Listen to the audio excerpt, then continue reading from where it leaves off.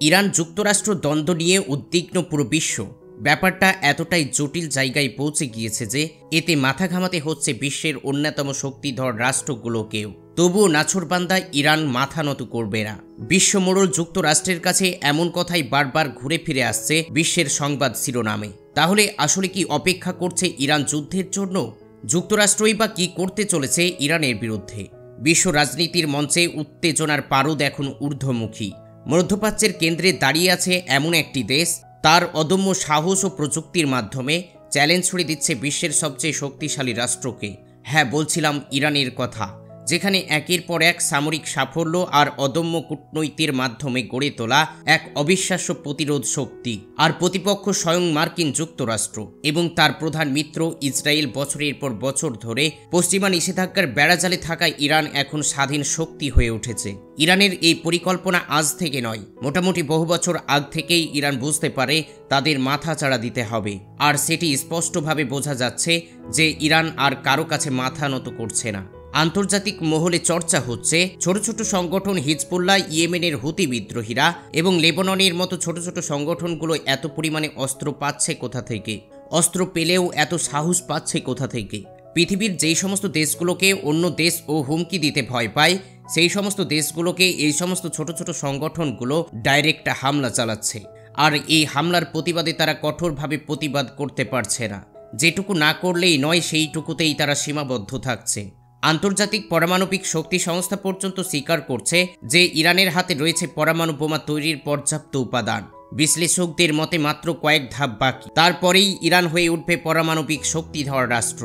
Iran শুধুমাত্র পারমাণবিক শক্তির দিকেই ফোকাস দেয়নি, বিভিন্ন ধরনের মিসাইল মজুদ করতেও সক্ষম হয়েছে এবং গোটা মধ্যপ্রাচ্য অস্ত্র ভাণ্ডার দিয়ে সাজিয়ে রেখেছে। যদি একবার আদেশ দিয়ে দেওয়া হয়, তাহলে হয়তো বৃষ্টির মতো শুরু হয়ে যাবে ক্ষেপণাস্ত্রের আঘাত।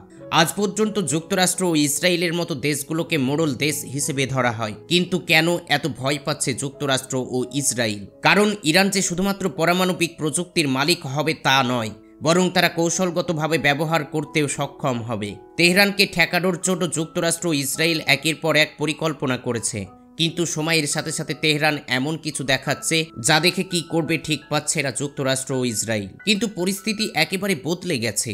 ইরান যে কেবল আত্মরক্ষা করতে চায় তাই নয়, বরং তারা প্রতিঘাতের জন্য প্রস্তুত। তাদের সর্বশেষ অভিযান অপারেশন টু প্রমিস 3 হতে পারে সেই পাল্টা আঘাত যা পুরো বিশ্বকে নড়িয়ে দিতে পারে।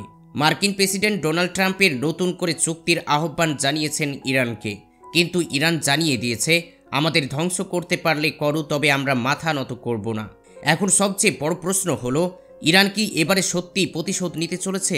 ইরানের সামরিক বাহিনীর প্রধানের মতে ট্রু প্রমিজের প্রথম ও দ্বিতীয় ধাপের সতর্কতা দেওয়া হয়েছিল, কিন্তু তৃতীয় ধাপে ইরান এমন কিছু করবে যা পুরো বিশ্বকে হতবাক করে দেবে। বিশেষজ্ঞদের মতে সম্ভবত লক্ষ্যবস্তু হতে পারে ইসরায়েলের গুরুত্বপূর্ণ সামরিক ঘাঁটি কিংবা মার্কিন সেনাঘাঁটি। ইরানের উন্নত মানের ব্যালিস্টিক মিসাইল 1700 কিলোমিটার দূর পর্যন্ত আঘাত হানতে পারে। এই মুহূর্তে ইরান ও যুক্তরাষ্ট্র ইসরায়েলের সম্পর্ক এমন এক সংকটময় মোড়ে পৌঁছেছে যেখানে সামান্য একটি ভুল সিদ্ধান্ত তৃতীয় বিশ্বযুদ্ধের সূচনা করতে পারে। তবে কি সময় ফুরিয়ে আসছে দ্রুত? ওই মধ্যপ্রাচ্যের বাতাস আবারও গড়ে উঠবে বারুদের কণ্ঠে। পৃথিবী দেখতে চলেছে আরও কয়েকটি নতুন যুদ্ধ, যেখানে যুক্তরাষ্ট্রের সঙ্গে মোকাবিলা করতে হবে। মার্কিন যুক্তরাষ্ট্র জানিয়েছে ইরানের হাতে রয়েছে মোটেই 2 মাস সময়। নতুন পারমাণবিক চুক্তিতে সম্মত হতে ইরানকে 2 মাস সময় বেঁধে দিয়েছেন মার্কিন প্রেসিডেন্ট ডোনাল্ড ট্রাম্প। তিনি ইরানের সর্বোচ্চ ধর্মীয় নেতা আয়াতুল্লাহ আলী খামেনির কাছে একটি চিঠি লিখে বিষয়টি জানিয়ে দিয়েছেন। তেহরান এতে ব্যর্থ হলে সামরিক পথে হাঁটতে পারে ওয়াশিংটন। খামেনিকে চিঠি লেখার আগে থেকেই ইরানের সঙ্গে একটি নতুন পারমাণবিক চুক্তির কথা বলে এসেছেন ট্রাম্প। এই চুক্তির মাধ্যমে ইরানের পারমাণবিক সক্ষমতার উপর আরও বেশি নিয়ন্ত্রণ প্রতিষ্ঠাতা করতে চায়। এই চিঠিতে ডোনাল্ড ট্রাম্পকে সুর নরম করতেও দেখা গেছে, কিন্তু এতে ইরান সন্তুষ্ট নয়, কারণ তাদের পূর্বের অভিজ্ঞতা ভালো না, আর সেই কারণেই বিশ্বাস করতে পারছে না তারা। ওয়াশিংটনের ইরানের উপর সর্বোচ্চ চাপ প্রয়োগের কৌশল। ডোনাল্ড ট্রাম্প সম্প্রতি ইরানকে সতর্ক করে বলেন, আনসার আল্লাহ বাহিনীকে কোনো ধরনের সহায়তা দিলে তেহরানের পরিণতি হবে ভয়ানক। মার্কিন জাতীয় নিরাপত্তার উপদেষ্টা ইরানের সংশ্লিষ্ট লক্ষ্যবস্তুতে হামলার সম্ভাবনার কথাও উল্লেখ করেছেন। সম্প্রতি যুক্তরাষ্ট্র শুধুমাত্র অর্থনৈতিক নিষেধাজ্ঞার উপর নির্ভর না করে সরাসরি সামরিক চাপও বাড়িয়েছেন।